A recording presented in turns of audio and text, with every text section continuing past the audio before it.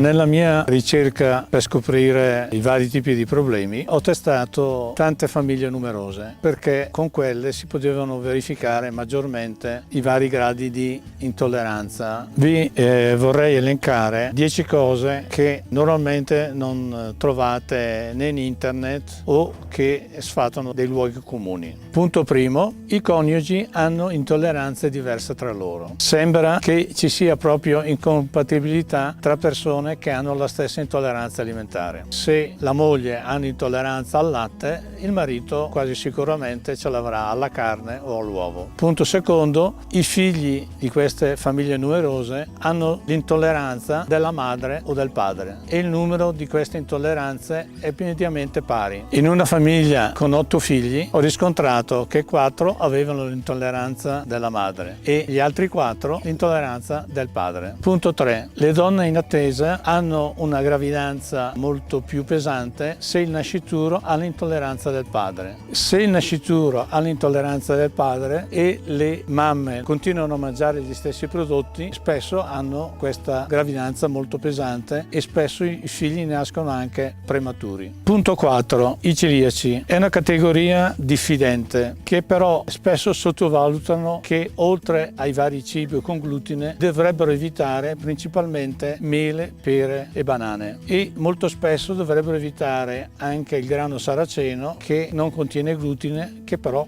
può provocare dei problemi. Punto 5. I calvi hanno spesso l'intolleranza al latte e ho verificato che cadere dei capelli inizia già a un'età abbastanza giovane. Punto 6. Le donne che hanno forti mal di testa hanno spesso l'intolleranza al grano e al frumento. Eliminando questi prodotti veramente stanno decisamente meglio. Punto 7. I bambini sviluppano le intolleranze secondarie crescendo. Quando sono piccoli hanno solo un frutto, mentre successivamente sviluppano anche tutte le altre intolleranze come i genitori. Punto 8. I bambini non dimostrano l'intolleranza al tabacco, come avviene per i genitori fumatori. Significa che è il fumo che crea questa allergia o intolleranza al fumo. Se verifichiamo i genitori fumatori, loro hanno questa intolleranza che però non viene trasmessa geneticamente. L'allergia al tabacco si sviluppa solo quando uno comincia a fumare. Punto 9. Una rigidità dei muscoli al mattino è spesso segnale di intolleranza alla carne bovina o suina. Punto 10. L'asma che non passa con gli antistaminici è un segnale di intolleranza al latte. Questi sono